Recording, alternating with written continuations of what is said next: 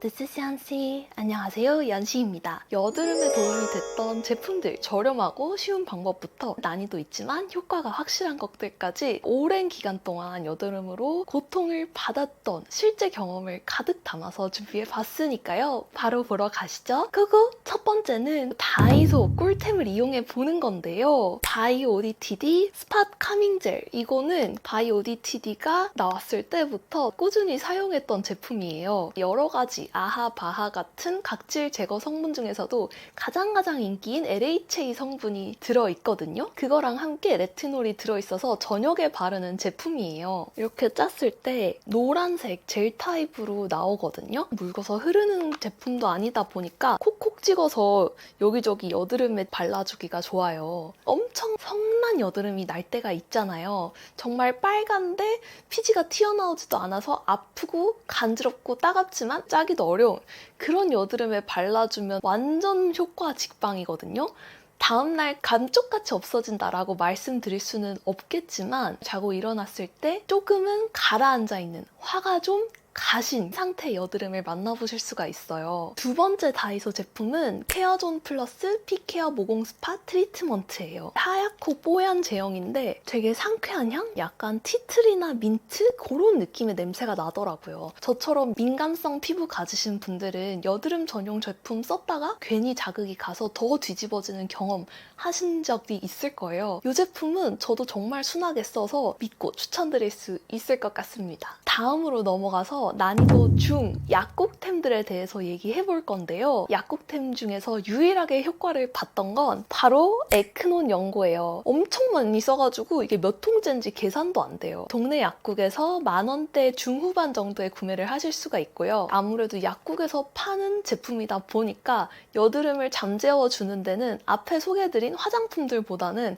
확실히 더 효과가 있다고 느껴졌고요. 그만큼 가격대도 조금은 더 있고 약국에 가야 구할 수 있다 보니까 난이도 중으로 평가하게 되었고요. 에크논 연고 요거 하나만큼은 확실히 효과 있었으니까 꼭 써보셨으면 좋겠어요. 넘어가서 난이도 상. 첫 번째로 여드름에 가장 확실한 효과가 있었던 건 제 경우에는 이소티논이라는 약이었어요. 피지를 완전 조절해주는 약이다 보니까 먹었을 때 여드름이 싹 없어지면서 피부가 완전히 깨끗해지는 효과를 볼 수가 있었고요. 피지 분비를 잡아주니까 모공 사이즈에 늘어나지 않고 탄력 있어 보이는 효과가 있었어요. 근데 확실한 단점이 있었던 게 온몸이 너무너무 건조해져서 성인이 되고 나서 수분 부족형 지성 피부가 되다 보니까 더 이상 이 약을 먹겠다는 생각이 들지는 않더라고요. 대신 다른 피부과 치료에 비해서는 확실히 가격대도 저렴하고 통증도 없고 하다 보니까 시간이 없고 아픈 것도 싫고 확실한 효과를 보고 싶을 때는 병원에서 약을 처방받는 거를 추천드리고요. 다음으로 난이도 상 중에 홈케어를 할 수 있는 방법을 알려드릴 텐데요. 바로 모델링 팩입니다. 제가 요새 꽂혀있는 방법이기도 한데요. 1kg짜리 린제이 티트리 팩 1회 비용으로 따지면 약 500원 정도면 할 수 있거든요. 쿨링 효과도 있고 티트리 때문에 여드름에도 효과가 있어서 가성비로 홈케어로 여드름을 관리를 하고 싶은데 확실히 효과가 있었으면 좋겠다 하실 때 린제이 티트리 모델링 팩 완전 추천합니다. 비추하는 것들도 잠깐 소개를 할게요. 여드름도 다양한 원인이 있고 방법들이 있겠지만 개인적으로 안 맞았던 방법을 얘기해 드리는 거니까 그 부분은 참고해 주시고요. 첫 번째로는 크레오신으로 바르는 약입니다. 좁쌀 여드름 그리고 블랙헤드에도 좋다고 소문이 난 처방약인데요. 크게 개선된다고 느껴본 적이 없어요. 그치만 좋은 후기도 많은 제품이기 때문에 한 번쯤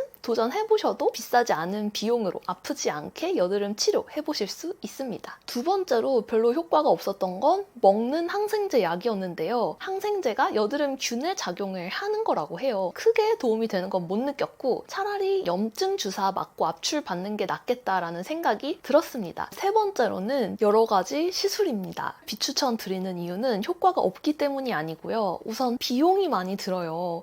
그리고 대부분의 여드름 관련된 시술은 제법 아픈 편이에요. 그렇기 때문에 돈도 있고 확실한 효과를 즉각적으로 원한다라고 했을 땐 피부과 시술을 정말 추천드리지만 그게 아니면 꽤 많은 투자와 노력이 필요하기 때문에 개인적으로 만족도가 높은 방법은 아니었습니다. 마지막으로 직접적으로 여드름을 조져버릴 수 있는 방법은 아니지만 간접적인 방법 중에서 정말 확실한 효과가 있었던 것. 우선 7시간 이상의 수면을 지키는 건데요. 제가 여드름이 났던 이유는 핵심에 스트레스가 있었어요. 스트레스를 왜 받냐라고 생각을 했을 때 수면이 부족을 하면은 다양한 스트레스의 원인이 되더라고요. 잠을 잘 못 자면 기본적으로 기분도 나쁘고요. 어떻게 관리를 해도 다 무너져 내리더라고요. 수면을 확보해놓고 남은 시간으로 생활을 하는 거를 꼭 도전해 보셨으면 좋겠습니다. 비슷한 얘기로 두 번째는 클린한 식단이에요. 최근에도 얼굴이 한번 뒤집어졌을 때 그 이유를 생각해 보니까 밑단에 식단이 있다는 걸 알 수 있었어요. 제가 최근에 테니스 레슨을 시작을 했는데 저녁 8시 반부터 레슨을 하거든요. 테니스 끝나고 그렇게 허기가 지더라고요. 처음 배우는 한 달 동안은 야식을 조금 먹었던 것 같고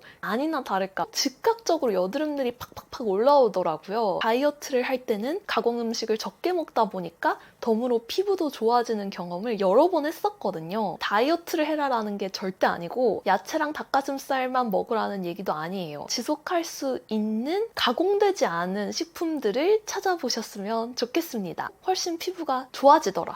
하루에 30분 이상 땀날 정도로 운동을 하기도 너무너무 추천드리고 싶은데 운동 그 자체로 피부가 좋아진다기보다는 스트레스가 해소가 되니까 피부가 좋아진다라는 걸 정말 많이 느꼈거든요. 저 같은 경우에는 여드름의 핵심 원인이 스트레스였기 때문에 스트레스를 해소해 줌으로써 여드름이 줄어드는 효과를 많이 봤습니다. 여러분들이 여드름이 안 나다가 나거나 많아질 때 그 핵심 원인을 꼭 파악해 보시는 거를 추천드려요.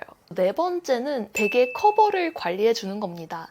이 얘기는 옛날에 피부 좋아지는 법 영상에서도 얘기를 했던 내용인데 여드름 나는 부위를 보다 보니까 앞에서 보이는 얼굴에는 많이 나지 않더라고요. 그 이유가 뭘까 생각을 해봤더니 보통은 똑바로 자지만 어깨가 결리거나 할 때는 돌아 누워서 자는 습관이 있어요. 그때 베개 커버랑 겹쳐져서 여드름이 많이 난다는 거를 깨달아서 베개 커버를 최대한 자주 빨고 잘 빨지 못하면 필로우 미스트라도 뿌려서 향균을 하는 습관을 들이고 있거든요. 베개 커버가 얼마나 더러운지 알면 놀라실 겁니다, 여러분. 머리에 피지 묻지, 침 흘리지, 땀 흘리지 쉽지 않아요. 생활 습관 측면에서 마지막으로 콜라겐이랑 비오틴, 히알루론산 이런 것들을 먹어주면 피부가 속에서부터 좋아지는 효과를 가져올 수 있기 때문에 얼굴뿐 아니라 온몸의 손톱, 머리카락까지도 도움이 되더라고요. 아무래도 내 몸, 내 피부는 내가 먹는 거를 재료로 만들어지다 보니까 먹는 거 정말 잘 챙겨 드시기를 바라겠습니다. 오늘도 밥 잘 챙겨 드셨나요? 보약 같은 정보가 되길 바라는 오늘의 영상이었고요. 우리 올 여름에도 덥고 습한 날씨에도 뽀송한 하고 시원한 피부 함께 만들어봤으면 좋겠어요. 오늘 영상도 도움이 됐다면 좋아요 부탁드리고요.